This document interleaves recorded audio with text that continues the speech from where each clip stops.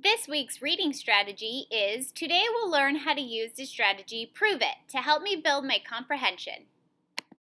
So before break, we took a look at this book, What If You Had an Animal Tale by Sandra Markle, and we actually zoomed in on a couple of parts. One about the toque gecko. Tap your head if you remember this page.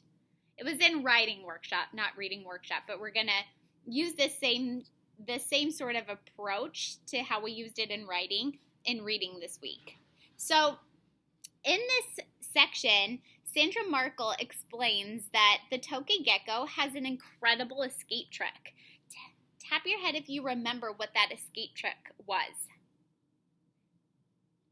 Well, remember, she explained that a toque gecko has the ability to drop its tail if a predator attacks it so that the tail wiggles and wiggles and wiggles and acts as a distraction for the predator until the gecko gets away. So it is pretty amazing. And then we talked about the red kangaroo. And on this page, it talked about how the tail acts as sort of like a fifth leg for the kangaroo. And so when we were talking about these two sections from this book, we were talking about how to use the strategy Prove It. Now, Sandra Markle was our mentor author for that week, and the reason was because she made a claim and then she gave evidence to prove that what she said was true. So we're going to be practicing finding parts in books this week or parts in articles this week to help us look for claims and then identify what the evidence is that the author uses to support that claim. This helps us build comprehension because it forces us to zoom in on all of the important details that an author includes in a text. So I'm going to model how to use the strategy Prove It in reading for this week. So you're familiar with how to use it in writing, but remember, it's going to work the same way. And when we zoom in on a claim that an author makes, and then we look for the evidence that the author provides to support that claim, it helps us build our comprehension because we're focusing on the really important details that the author uses in their text to prove that what they're saying is true. So I'm going to read this section called Elephant Families out loud to you. You can read along too. Elephants live in families of 4 to 10 females and their young. The females, called cows, are all relatives: grandmothers, mothers, aunts, sisters, and daughters. A wise old female called the matriarch is the leader of the family. She helps her family find food and water. She also keeps the family together and helps everyone stay safe. And then the caption underneath the picture at the top of the page says, "The matriarch of this family of African elephants will teach the young ones where to find food and water."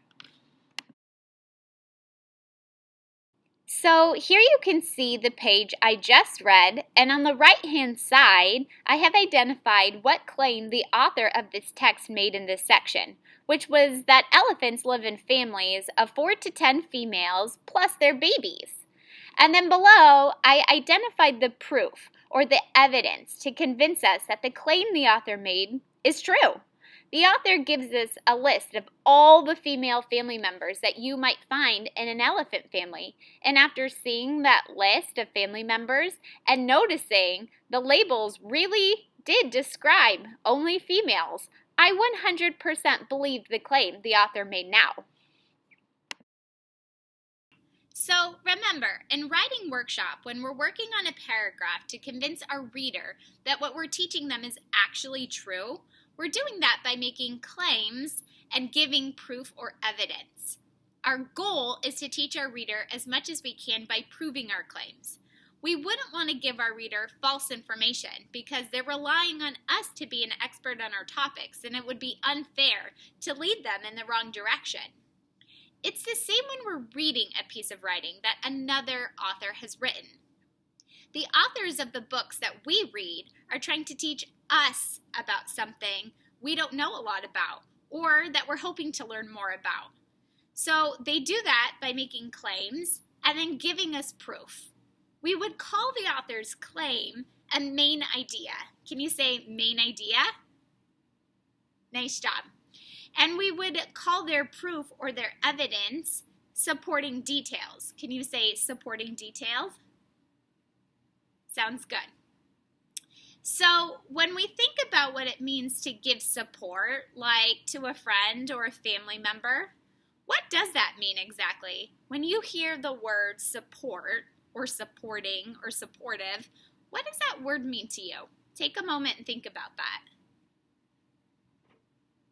If you're sitting near someone, maybe you can turn and share.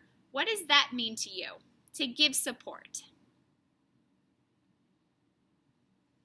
Well, just like in real life, when your family supports you in doing something, like trying out a new technique in soccer or encouraging you to practice for piano recital you have coming up, your family is claiming that you can do it, that you're going to be successful. And then they support you by helping you practice, making sure you spend time doing that, and reminding you that you can. Maybe there are steps you have to follow. Well, your family will probably remind you of those steps. So then, the goal of this support is to prove to you that you can do it. When we support someone or someone supports us, we're basically just giving them help. Same thing in writing and reading. When we make a claim to share a main idea and then prove it with supporting details, the details are just there to help the main idea. So why is this all important in reading anyway? Well, when we read informational or nonfiction texts, the goal is to learn something new. If we can identify a main idea or a claim that an author makes, and then find the supporting details or the evidence, then we're definitely going to learn so much from their nonfiction text. So today, you're going to practice using the strategy, prove it. In reading, though, you get to choose a nonfiction text that you have at home, and then you're going to set your timer for 25 minutes.